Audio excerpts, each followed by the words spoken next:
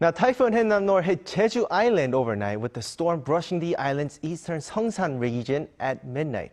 Although it has now left Jeju and is heading towards Busan, and flooding damage are still being reported at the island of Jeju. Here's Lee Dae-yeon on the marks left by the typhoon. Giant waves washing over streets and downpours bringing power blackouts. Jeju Island suffered heavily from Typhoon Hinnamnor overnight. Around 8:40 p.m. last night, high waves crashed over seawalls in the city of Seogwipo. Reports from Seogwipo port said monstrous waves had towered over the 45-meter high bridge located there. Some parts of the island saw power blackouts too. According to the Korea Electronic Power Corporation Jeju office, over 16,000 households were left in darkness as of 3 a.m. on Tuesday. Power has been restored to just over 1,290 homes, but strong winds are interrupting the recovery process. On top of that, powerful gusts on the island resulted in damage to buildings and infrastructure. A number of hotels in the area also reported that their lobbies flooded due to heavy rain. South Korea's Central Disaster and Safety Countermeasures headquarters say that 2 houses and 2 vehicles were affected by floodwater, while at least 8 people have been rescued as of 11 p.m. Monday night. However, these numbers could rise as damage reports are continuing to come in. No casualties or missing people have been reported so far.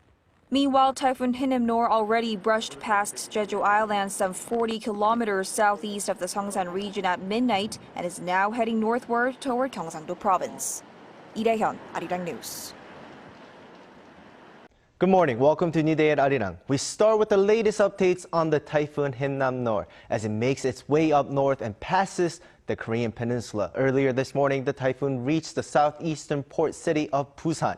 Our very own reporter Kim Hyun-sung is out near the coast of the nation's second largest city to give us a direct look at what's happening there. Hyun-sung, how are you doing? I'm doing well, Toyon. Right now, the rain and wind has settled down here, but earlier, I must say, I could really feel the gusty winds barreling through the city. Right now, let me tell you, I'm at Gwanghwaeli Beach in Busan Port City, and there's some very high waves crashing behind me. As you can see, Typhoon Hinnamnor made landfall earlier this morning at around 4:50 a.m. in Koje City, a little to the south from here. And then a little after 6 a.m., the typhoon went near the port city of Busan, bringing its heavy rain and powerful winds. I could really feel its impact earlier this morning, even before 5 a.m. when I was woken up by the intense winds rattling my bed. The entire area near the beaches is currently cordoned off. The streets nearby are covered in trash and some tiles have been ripped off by the wind.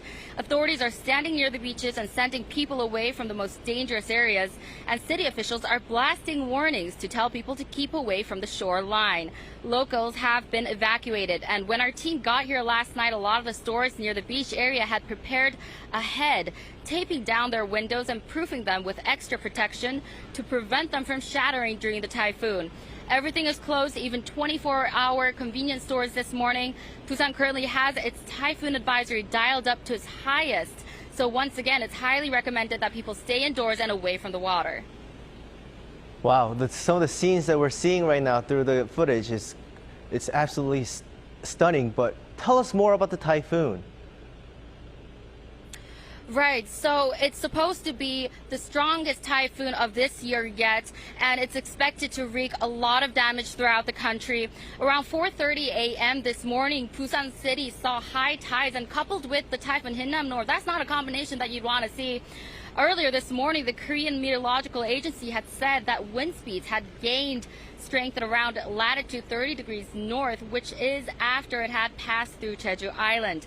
The KMA says that the eye of the typhoon has become clearer and the wind speeds have gone up to 50 meters per second or 180 kilometers per hour. I gotta say, that's pretty powerful wind, powerful enough to blow people and rocks away.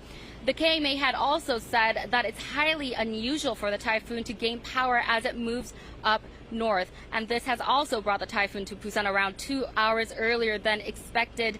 Right now, the KMA forecast wind speeds could be around 40 meters per second. Heavy rain of 30 to 70 millimeters per hour in Gyeongsang-Bukdo province is forecasted, which means that local buses have stopped running, flights have been canceled, and waterways are blocked as well. And around 53 roads in Busan are sectioned off. Power has been cut off around 3,400 households. And Doyeon will fill you in more on our later newscast about what's happening here in Busan City, where the typhoon is passing by. Back to you, Doyeon. Thank you, Hyun-sung. Hope you stay safe out there. We'll be all depending on your report for the latest.